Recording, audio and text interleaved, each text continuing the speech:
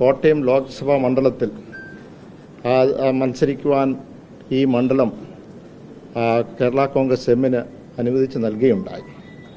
അതിൻ്റെ പശ്ചാത്തലത്തിൽ എങ്ങനെ വേണം ഈ തെരഞ്ഞെടുപ്പുമായി ബന്ധപ്പെട്ട് എങ്ങനെ വേണം നമ്മുടെ പ്രവർത്തനങ്ങൾ, ആരായിരിക്കണം നമ്മുടെ സ്ഥാനാർത്ഥി ഉള്ള തീരുമാനത്തിലേക്ക് പോകണം എന്നുള്ളത് ചർച്ച ചെയ്തു.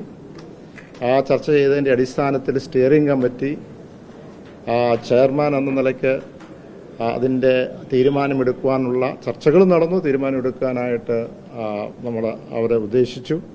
അതിൻ്റെ അടിസ്ഥാനത്തിൽ ഒരേ ഒരു പേര് മാത്രമാണ് ഇതുമായി ബന്ധപ്പെട്ട് മുന്നോട്ട് വന്നത്.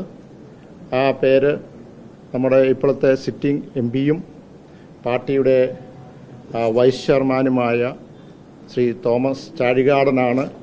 കേരള കോൺഗ്രസ് പാർട്ടിയെ പ്രതിദാനം ചെയ്യുന്ന, അതോടൊപ്പം തന്നെ ഇടതുപക്ഷ ജനാധിപത്യ മുന്നണിയുടെ കോട്ടയം ലോകസഭ സ്ഥാനാർത്ഥിയായി ഇവിടെ നമ്മൾ പ്രഖ്യാപിക്കുന്നത്. ഇവിടെ നമ്മൾ തോമസ് ചാഴികാടനെ പറ്റി പറയുമ്പോൾ ഒരു പ്രത്യേകതയുള്ളത്, നമുക്കറിയാവുന്നതുപോലെ കഴിഞ്ഞ ലോക്സഭാ തെരഞ്ഞെടുപ്പിന് മുമ്പ് നമുക്കറിയാം വളരെയധികം രാഷ്ട്രീയ ചർച്ചകളൊക്കെ നടന്ന ഒരു സമയമായിരുന്നു.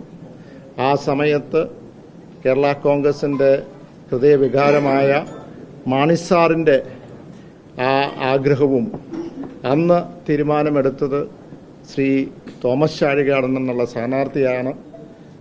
അദ്ദേഹം സ്ഥാനാർത്ഥിയാകുകയും അതിനുശേഷം ആ തെരഞ്ഞെടുപ്പിൽ തന്നെ ആ മാണിസാറിൻ്റെ ആഗ്രഹം ജനം സ്വീകരിക്കുകയും അത് വോട്ടിൽ കൂടെ മാറുകയും നല്ല ഭൂരിപക്ഷത്തിൽ അദ്ദേഹം ജയിച്ചു എന്ന് മാത്രമല്ല, ഇന്ന് 20 മണ്ഡലങ്ങളിൽ ഒന്നാമനായിട്ട് അദ്ദേഹത്തിൻ്റെ വികസന കാര്യത്തിലും അദ്ദേഹത്തിൻ്റെ പ്രാദേശിക വികസന ഫണ്ട് അത് പ്രയോജനപ്പെടുത്തുന്ന കാര്യത്തിലും ഒന്നാമനായിട്ട് തന്നെ ശ്രീ തോമസ് ചാഴികാടൻ ഇവിടെ നമുക്ക് കാണുവാൻ കഴിയും. അതുമാത്രമല്ല, വികസന കാര്യങ്ങൾ, അടിസ്ഥാന സൗകര്യങ്ങളുടെ കാര്യത്തിൽ ഇപ്പോൾ ഇവിടുത്തെ റെയിൽവേ സ്റ്റേഷൻ്റെ സെക്കൻഡ് എൻട്രിയുടെ കാര്യങ്ങളിലും ഇവിടെ പാസ്പോർട്ട്, ഞാൻ ഓർക്കുന്നത് ആ പാസ്പോർട്ട് സേവാ കേന്ദ്രം മൂന്ന് റീജിയണൽ ഓഫീസ് മാത്രമുള്ള കേരള സംസ്ഥാനത്തെ ആദ്യത്തെ പാസ്പോർട്ട് സേവാ കേന്ദ്രം കോട്ടയത്തേക്ക് വരികയും ഈ 2-3 ജില്ല, നമ്മൾ ഇടുക്കിയും പത്തനംതിട്ട അങ്ങനെയുള്ള ജില്ലയ്ക്കൊക്കെയുള്ള അവിടെയുള്ളവർക്ക് പോലും പ്രയോജനകരമായ പാസ്പോർട്ട് ഓഫീസ് നിന്നുപോവുകയും പ്രത്യേക സാങ്കേതിക കാര്യങ്ങളാൽ.